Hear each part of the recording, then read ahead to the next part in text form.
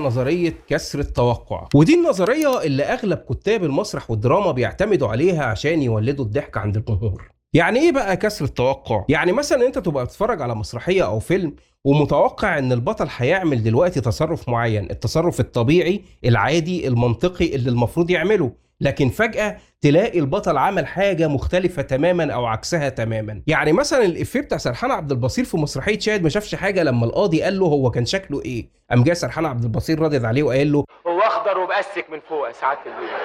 سرحان عبد البصير بيفكر في الشراب، فبيرد على القاضي اللي بيسأله عن شكل المتهم بمواصفات الشراب اللي في دماغه. او مثلا سلطان في مسرحية العيال كبرت لما راح قال لاخواته ان هو خلاص عرف مين الست اللي بتلعب على ابوه، وراح وخرج واحنا كلنا قاعدين مستنيين سلطان ان هو بقى هيروح يجيب قرار الموضوع ويرجع بالناهية وكل حاجة، وإذ فجأة نلاقي سلطان داخل علينا مضروب علقة ما كلهاش حرامي جزم في جامع.